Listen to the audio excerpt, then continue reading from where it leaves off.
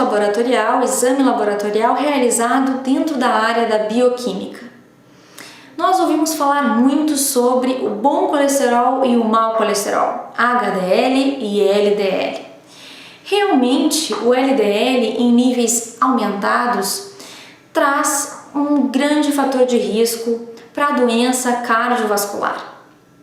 O aumento da deposição de LDL nas veias e artérias formam placas de gordura e essas placas, com o passar do tempo, podem ser rompidas com o aumento do fluxo sanguíneo, aumento da pressão e gerar o rompimento dessas placas e, consequentemente, o entupimento, o bloqueio da passagem sanguínea, gerando isquemia, infarto, lesão, morte do tecido.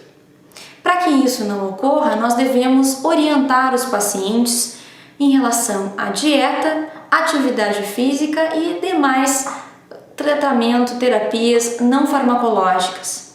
Alguns pacientes, conforme as taxas, precisarão do uso de medicamentos, como por exemplo a simvastatina, medicamento mais utilizado e encontrado gratuitamente no serviço de saúde. Vejam ali quais são os fatores de referência para o colesterol. O valor ideal é abaixo de 200 mg por decilitro. A taxa limítrofe aceitável está entre 200 e 239. Aí já devemos começar as orientações ao paciente para que ele cuide na ingesta de alimentos que tenham alto nível de colesterol. Já se os valores estão acima de 240, podemos determinar a presença de hipercolesterolemia. E aí o médico já pode optar pelo uso de medicamento conforme ao estado de saúde global desse paciente. Observem a equação de Friedewald.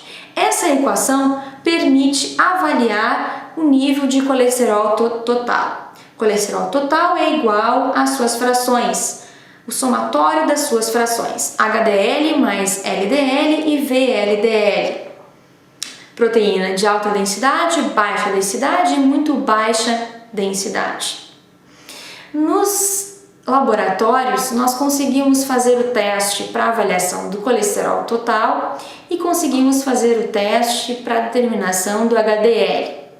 Até existem kits para determinação do LDL, mas esses kits podem dar alguns resultados falso positivos ou falso negativos e acabam não sendo muito utilizados.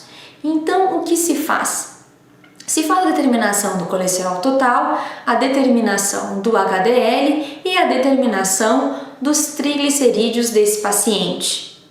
Nós vamos obter o valor do VLDL a partir do triglicerídeo. Observe na fórmula. VLDL é igual a 1/5 do valor do triglicerídeo. Então, com o dado do triglicerídeo, nós podemos calcular o valor do VLDL. E voltando à fórmula de Friedewald, nós podemos a partir daí ter o cálculo do LDL. Então, se muitas vezes numa listagem de exames não aparece o valor do LDL, você pode calcular por meio desta fórmula. Basta colocar o valor do colesterol total, do HDL, faça e descubra o valor do VLDL a partir do triglicerídeo e aí você vai ter o valor determinado do LDL. Note uma coisa muito importante. Essa fórmula só vale se o triglicerídeo do paciente não for superior a 400 mg por decilitro. Se for superior, essa fórmula não poderá ser utilizada.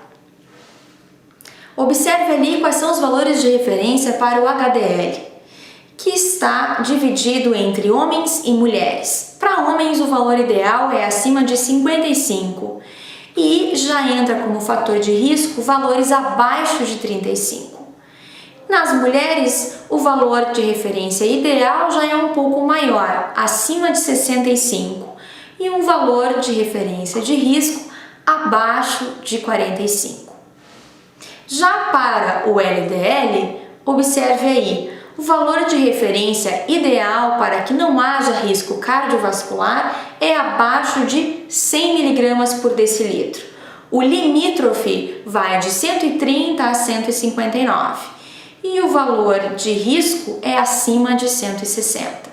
Hoje em dia, muitas diretrizes e guidelines tentam diminuir cada vez mais este valor, observando que quanto maior for o valor do LDL, muito mais chances esse paciente tem de apresentar infarto, acidente vascular cerebral, isquemia e outras doenças correlacionadas. Então, quanto menor esse índice, quanto mais baixo a gente conseguir, abaixo de 100, vai ser melhor para o paciente no futuro. Observem ali os triglicerídeos. O valor ideal está abaixo de 150 mg por decilitro. Vai estar alto se tiver acima de 200 até 499 e muito alto se tiver acima de 500. Muita gente confunde. Os triglicerídeos, eles são aquela gordura que nós mostramos, aparentamos no físico, diferente do colesterol. Nós devemos ter uma produção de colesterol no nosso corpo, porque a partir de colesterol são feitas diversas substâncias extremamente essenciais, como por exemplo os hormônios. Só que nós não podemos ter o excesso dessa substância. Já os triglicerídeos, o ideal é que a gente não tenha uma quantidade muito expressiva.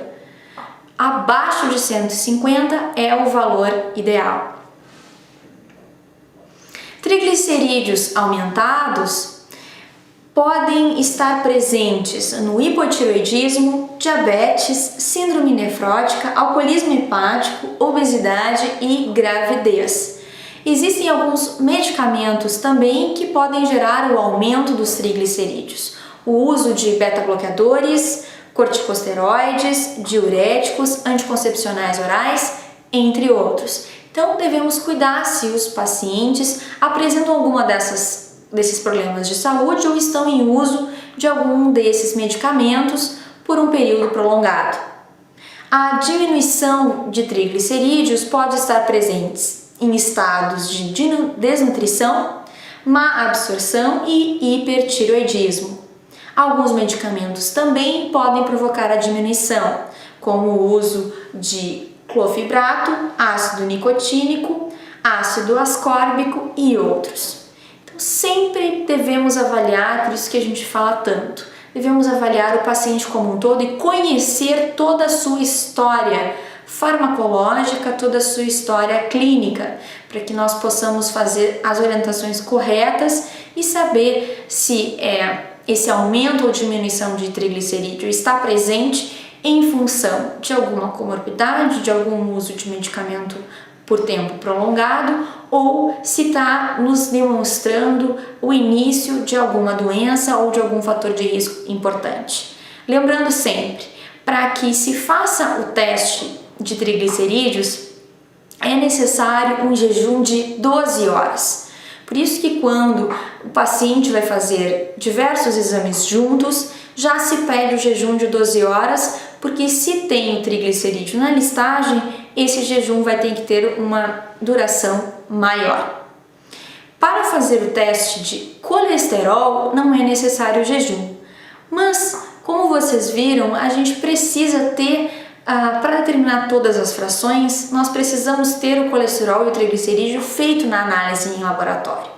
Por isso que normalmente a gente pede para o paciente, mesmo quando se faz o colesterol, o jejum de 12 horas, porque provavelmente ali está presente a detecção e a determinação da quantidade de triglicerídeo. Olhem agora a classificação das dislipidemias. Nós temos aí 4 tipos, conforme diretriz brasileira.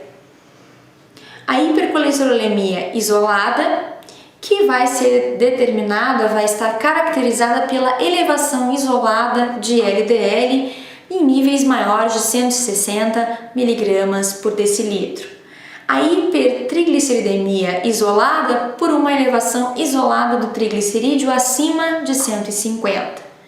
A hiperlipidemia mista, quando há valores aumentados concomitantemente de LDL e triglicerídeo.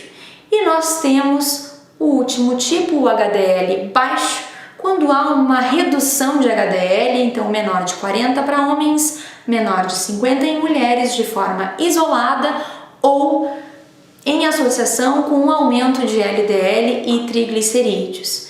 Quando o paciente tem diagnóstico de dislipidemia, provavelmente o médico vai optar por tratamento farmacológico conforme os medicamentos disponíveis, sempre com a terapia não farmacológica. A educação em saúde na terapia não farmacológica e o auxílio do paciente à adesão ao tratamento vai ser sempre fundamental e nós temos um papel importante nesse passo a passo. Sempre quando o paciente tem um diagnóstico de uma doença, de um problema de saúde novo, ele fica um pouco assustado, dependendo do tipo de doença, dependendo da sua cultura. Por isso nós temos que compreender todas essas, a fisiologia, o tratamento, estudar, avaliar as diretrizes, as condutas que são indicadas, para que nós venhamos a ter então o conhecimento necessário para fazer as orientações e auxiliar esse indivíduo ao longo da sua terapia. Vejam ali o risco cardiovascular conforme a 5ª Diretriz Brasileira de Dislipidemias e Prevenção da Arteriosclerose, publicada em 2013. Então, o fator de risco elevado para o colesterol vai estar naquela faixa intermediária de 200 a 239, mostrado na 3ª coluna. Pressão arterial sistólica não tratada na faixa de 140 a 159 milímetros de mercúrio, pressão arterial diastólica não tratada de 90 a 99, paciente não fumante e não diabético. Se ele tiver apresentar, então, esses fatores são fatores de riscos elevados para ter um problema cardiovascular. Então devemos cuidar se esse paciente apresenta dislipidemia, hipertensão não controlada ou não tratada.